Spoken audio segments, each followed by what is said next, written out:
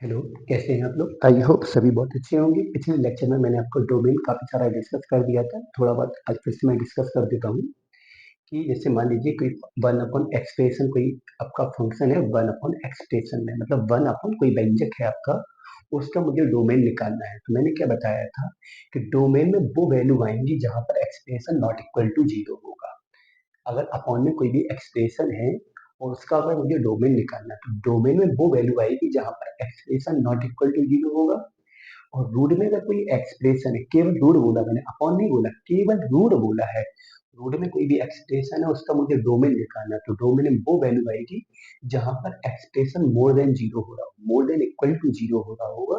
जब अपॉन भी है और रूट भी लगा है वहां पे एक्सप्रेशन के उस वाले एक्सप्रेशन का की वैल्यू कैसे होनी चाहिए, मोर देन 0 होनी चाहिए। तो ये चीजें हम पिछले वाले लेक्चर में आपको करवा चुका हूँ, मैं बता चुका हूँ।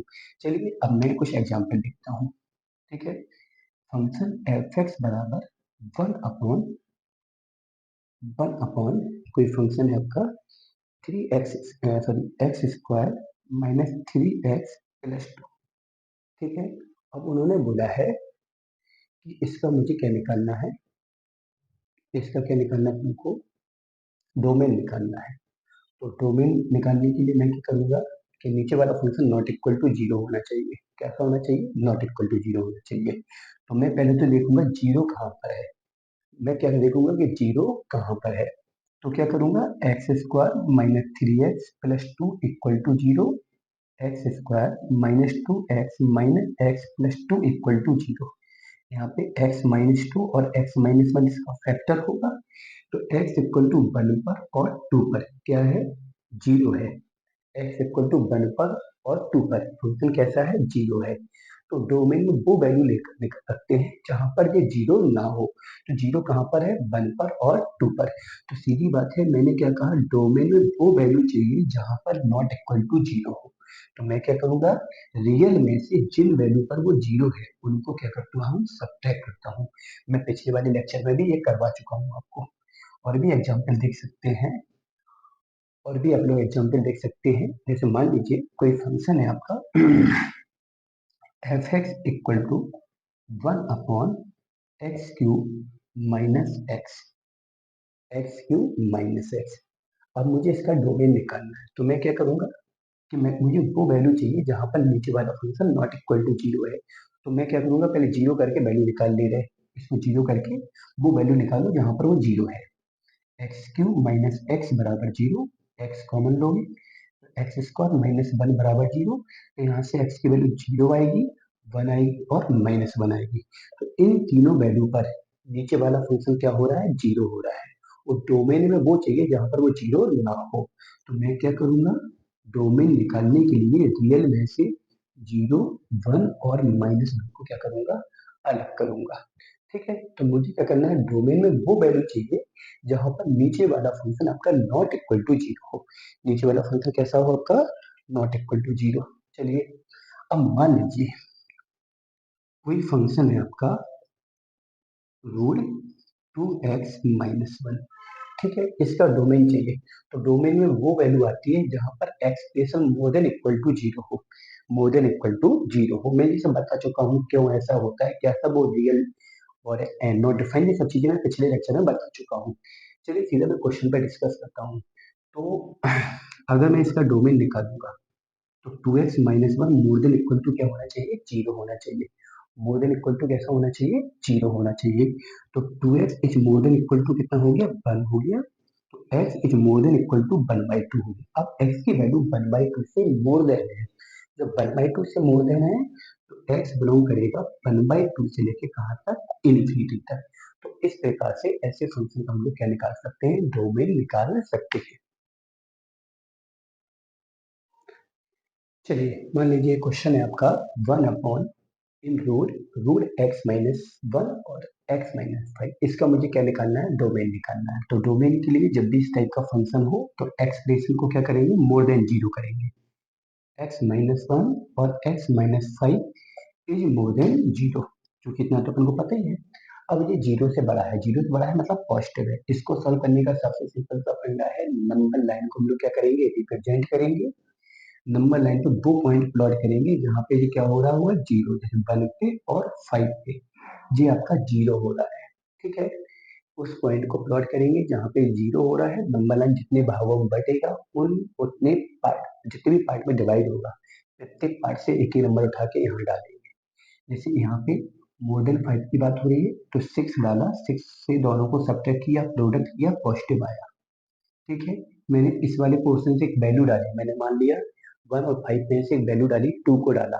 अब 2 को जब मैंने यहाँ पे डाला, 2 को जब मैंने यहाँ पे डाला तो ये नेगेटिव आ रहा है, और 1 से लेस देन, जैसे मैंने यहाँ पे 0 को डाला तो ये कैसा आ रहा है, आपका पॉजिटिव आ रहा है।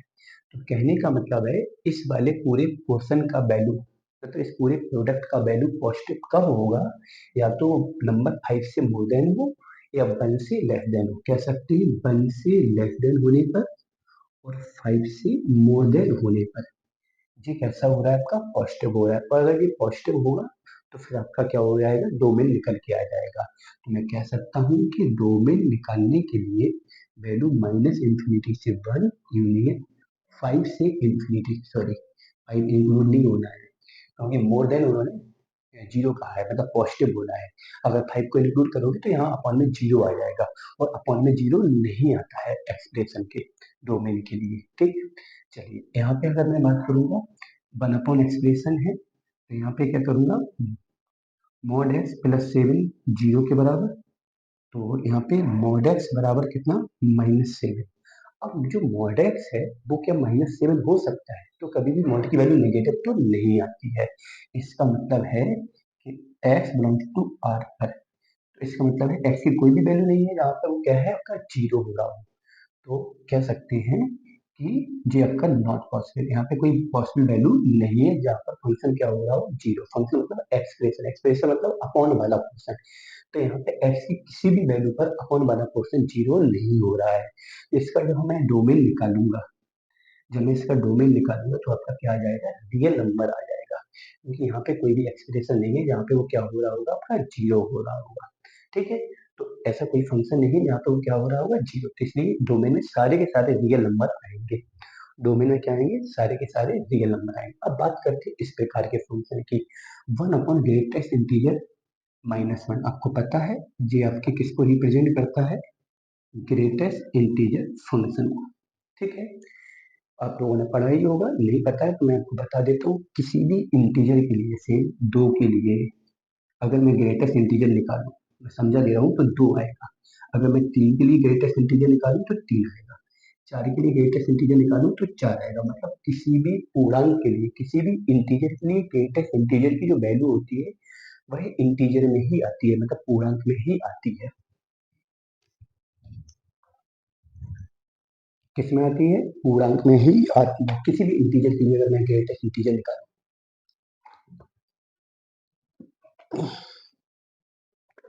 ठीक है, अगर इंटीजर के अलावा किसी और नंबर पे निकालूं, जैसे मैंने 2.5 पे निकाला तो इसका ग्रेटेस्ट इंटीजर 2 आएगा। ठीक है, जैसे मैंने 1.99 पे निकाला तो इसका ग्रेटेस्ट इंटीजर कितना आएगा, 1 आएगा। तो मैंने क्या बोला, इंटीजर के लिए ग्रेटेस्ट इंटीजर वही इंटीजर आता है। इंटीजर के लिए ग्रेटेस्ट इंटीजर वही इंटीजर आता है।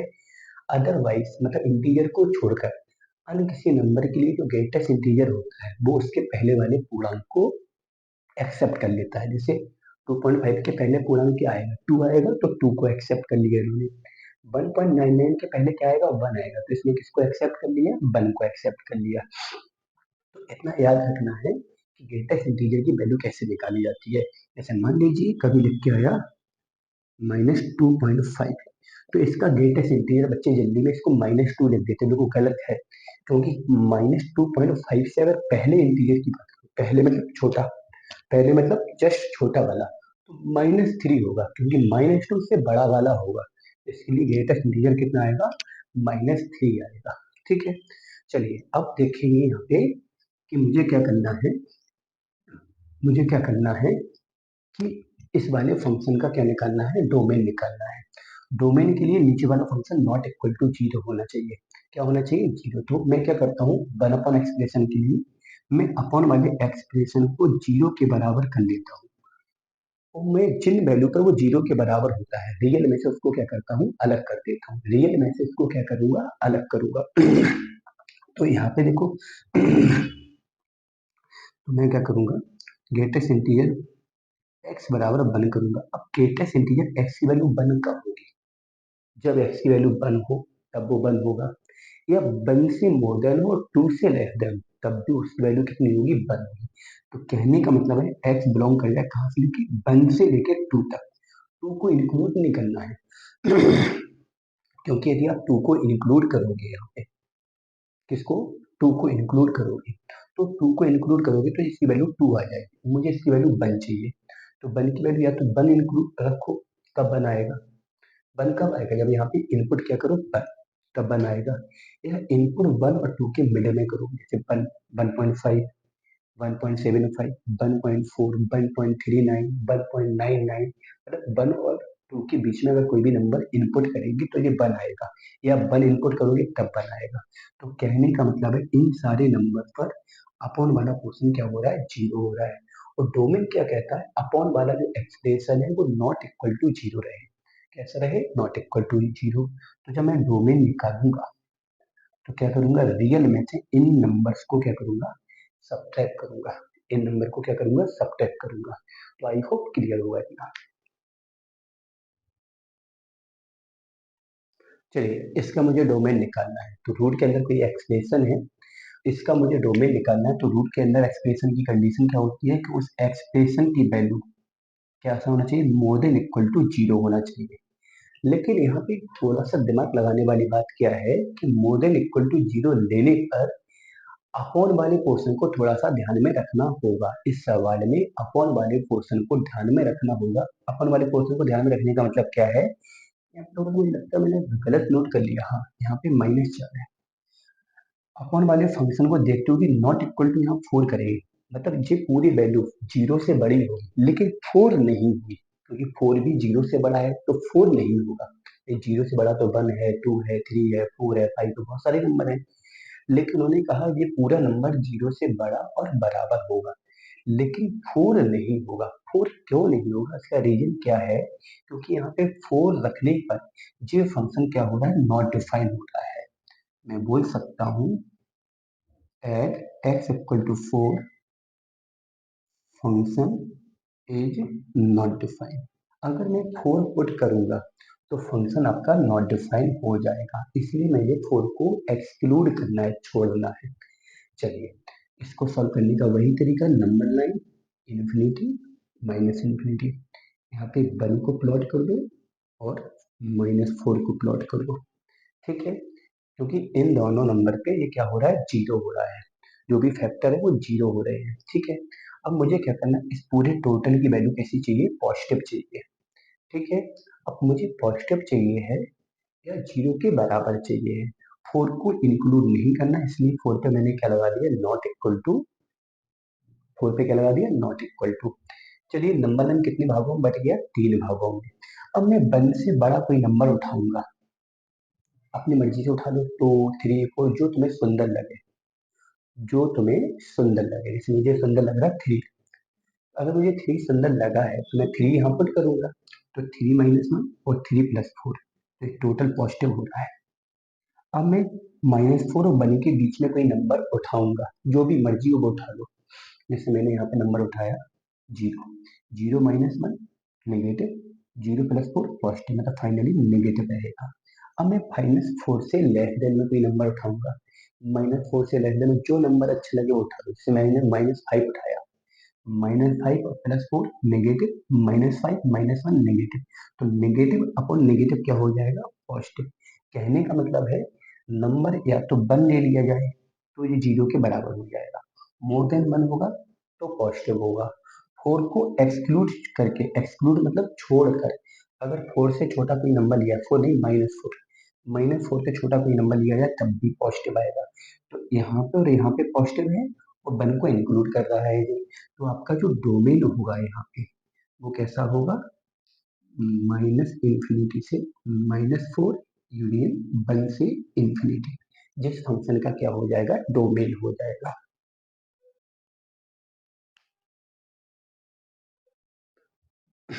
चलिए देखते हैं। आपका क्या है कि आप जब भी मैं आपको ट्रिग्नोमेट्री बताऊंगा, ट्रिग्नोमेट्री मतलब इनवर्स ट्रिग्नोमेट्री और फंक्शन जब मैं पढ़ाऊंगा तो मैं बताऊंगा किसी भी इनवर्स ट्रिग्नोमेट्री में, जैसे साइन इनवर्स है, कॉस इनवर्स है, टेन इनवर्स एक्स है, कॉट इनवर्स एक्स है, सेक इनवर्स एक्स है, कॉसेक इनवर्स एक्स है। इनके डोमेन क्या होते हैं? डोमेन मैंने आपको बता चुका हूँ, पिछले लेक्चर में बताया, आज भी मतलब आज के लेक्चर में भी बताया कि डोमेन होता क्या है कि जो किसी भी फंक्शन का इनपुट होता है, ऐसा इनपुट जिसके लिए आपका आउटपुट कैसा हो, डिफाइन हो और रियल हो। मैं बता चुका हूँ, कई बार बता चुका हूँ कि ऐसा इनपुट जिसके लिए आपका आउटपुट डिफाइन और रियल हो, वो आपका उस फंक्शन का क्या कहलाएगा? आपका डोमेन कहलाएगा। तो साइन इनवर्स एक्स का डोमेन क्या होता है? -1 से +1। साइन इनवर्स एक्स में जो एक्स की वैल्यू है वो -1 से +1 तक हो सकती है, कॉस इनवर्स एक्स में भी -1 से +1 तक हो सकती है। टेन और कॉट में कोई भी रियल नंबर हो सकता है। टेन और कॉट में कोई भी रियल नंबर हो सकता है। सेक और कॉसेक में किसकी बात हो रही है? सेक और कॉसेक में -1 से -∞, +1 से +∞ तक कुछ भी हो सकता है। वैसे ही सेम कॉसेक में होगा आपका। तो ये इनवर्स ट्रिग्नोमेट्रिकल फंक्शन के लिए क्या है? आपका डोमेन है। अब इसकी सहायता से मुझे कुछ एक दो एग्जांपल करना है, ऐसा क्वेश्चन आ जाता है इसलिए मैं इसको करवा रहा हूँ। ठीक है, मान लीजिए मुझे इस फंक्शन का क्या निकालना है? डोमेन निकालना है। तो ये पूरा किसकी प्लेस पर है? एक्स की प्लेस पर। और मैंने क्या बोला कि साइन इनवर्स का जो भी वैल्यू होती है वो -1 से +1 तक होती है। तो सिंस हम लोगों को पता है ना कि जो 2x -1 है वो कहाँ से कहाँ तक होना चाहिए? -1 से +1। इसको इनइक्वलिटी फॉर्म में कैसे लिखेंगे कि 2x जो -1 है वो लेस देन किससे होगा? इक्वल 1 से होगा, मोर देन इक्वल टू -1 से होगा। अब मैं इसको सॉल्व, इसका मतलब क्या होगा? -1 से लेके +1 तक, -1 भी इंक्लूड है और +1 भी इंक्लूड है। चलिए सॉल्व करेंगे तो पूरे में पहले 1 को ऐड करोगे तो ये 0 हो जाएगा, ये 2x हो जाएगा और 1 ऐड करोगे तो ये 2 हो जाएगा। ठीक है, क्योंकि मुझे x की वैल्यू निकालनी है। x मतलब यहाँ पे इनपुट है, और जो इनपुट होता है वही आपके डोमेन का काम करता है। अब मैं 2 का डिवाइड करूंगा, जब मैं 2 का डिवाइड करूंगा, किसका डिवाइड करूंगा? 2 का डिवाइड करूंगा, तो यहाँ पे 2 का डिवाइड करेंगे 0 हो जाएगा, यहाँ पे x हो जाएगा, यहाँ पे आपका 1 हो जाएगा। तो इसका मतलब यहाँ पे जो x का क्राइटेरिया है वो 0 से लेके 1 तक आया। कहाँ तक आया? 0 से लेके 1 तक।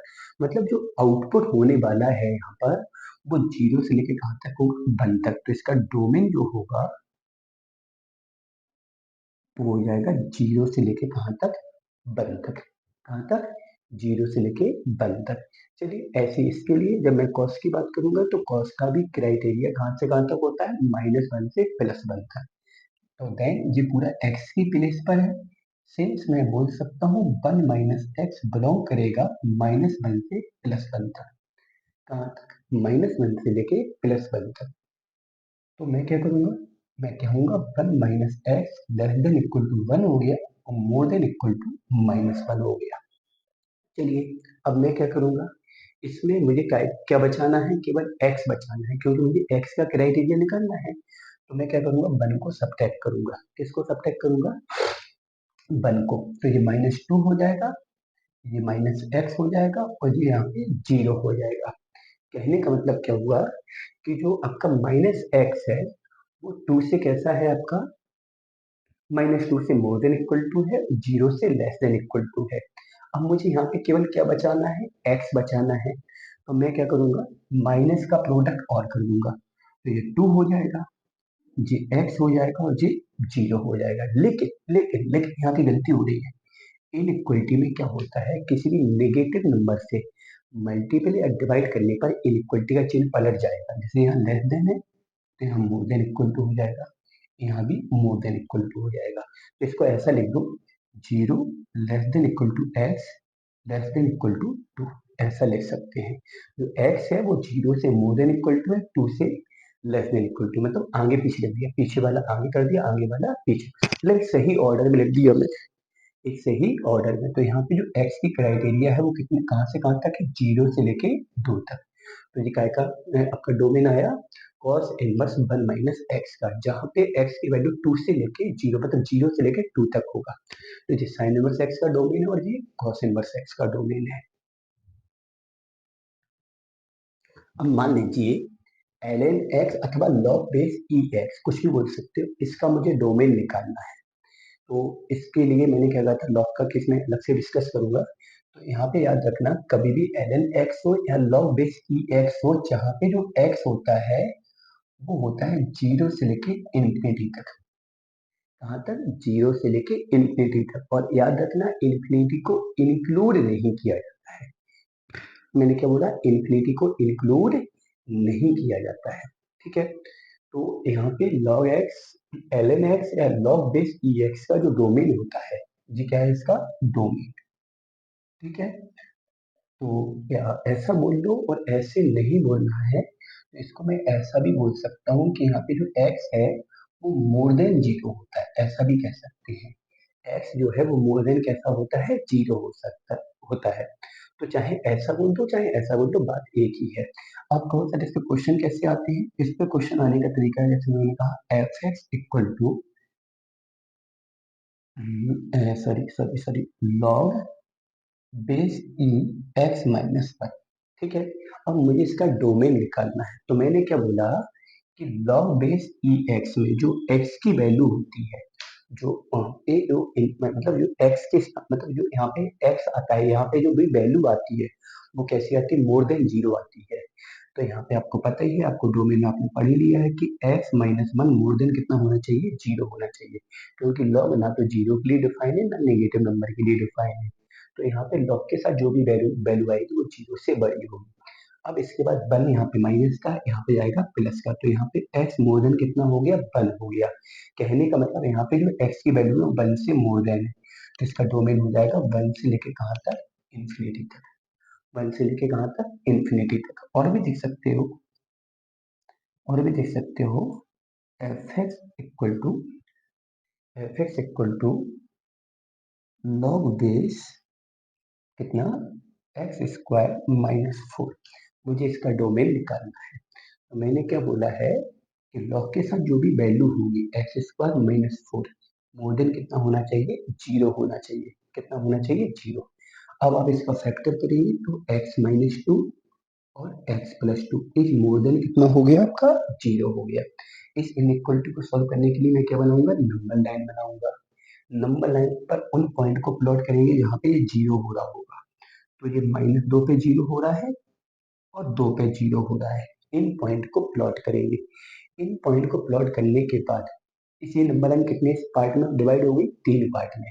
अब मुझे क्या करना है? इन दोनों का प्रोडक्ट पॉजिटिव चाहिए, मतलब 0 से बड़ा चाहिए। तो मैं देखूंगा कहाँ पर पॉजिटिव है कहाँ पर नेगेटिव है, इन दोनों का प्रोडक्ट। इसको सॉल्व करने का तरीका मैं पिछले लेक्चर में बता चुका हूँ, इनइक्वलिटी वाले तरीके को, कि नंबर लाइन जितने पार्ट में डिवाइड होगा प्रत्येक पार्ट से अपनी मर्जी से एक नंबर उठाओ। जैसे यहाँ पे 2 से मोर देन की बात हो रही, यहाँ माइनस टू से लेस देन की बात हो रही, और यहाँ पे माइनस टू से टू के बीच की बात हो रही है। अब टू से मोर देन कोई नंबर, जैसे मैंने थ्री उठाया, और थ्री को जैसे ही मैंने यहाँ डाला, थ्री को मैंने जैसे ही यहाँ पे डाला, तो आपका कैसे आ रहा है? पॉजिटिव। ठीक है, इसके बाद मैंने माइनस टू टू के बीच में इस मैंने जीरो को यहाँ डाला, तो ये कैसा आएगा? नेगेटिव। और माइनस टू से लेस देन में मैंने कोई भी नंबर यहाँ डाला, तो ये कैसा आएगा? पॉजिटिव आएगा। तो कहने का मतलब है, इस वाले क्राइटेरिया से कोई भी वैल्यू उठाओगे या यहाँ से कोई भी वैल्यू उठाओगे, वैल्यू कैसी आएगी? पॉजिटिव आएगी। वैल्यू कैसी आएगी? पॉजिटिव आएगी। बात समझ ना? वैल्यू कैसी आएगी? पॉजिटिव आएगी। जब वैल्यू पॉजिटिव आएगी तो मैं कह सकता हूँ कि x बिलोंग करेगा माइनस इंफिनिटी, क्योंकि इससे लेस देन पे पॉजिटिव है, माइनस टू तक, और यहाँ पे कहाँ से? टू से लेके इंफिनिटी तक। अब दो दो इंटरवल आ रहे हैं ना, इनको इकट्ठा लिखने के लिए हम लोग क्या लगा देंगे? यूनियन लगा देंगे। तो इस प्रकार से लॉग वाले फंक्शन का हम लोग क्या निकालते हैं? डोमेन निकालते हैं। बस याद रखना, लॉग बेस ई एक्स में जो भी एक्स की प्लेस पर वैल्यू होगी उसको मोर देन 0 करेंगे। मोर देन 0 करने पर जो भी वैल्यू निकल के आएगी वो उसके डोमेन में जाएगी। ओके, तो आई होप इतना क्लियर होगा। चलिए, मैं अब आपके साथ अगले लेक्चर में थोड़ा सा रेंज बताना है मुझे, रेंज और टाइप ऑफ फंक्शन को डिस्कस करूंगा। तो आई होप डोमेन आपका बहुत अच्छे से क्लियर होगा। नहीं है तो आप लोग सॉल्व करिएगा, कोई भी दिक्कत आती है तो मुझसे पूछिएगा। मिलते हैं अगले लेक्चर।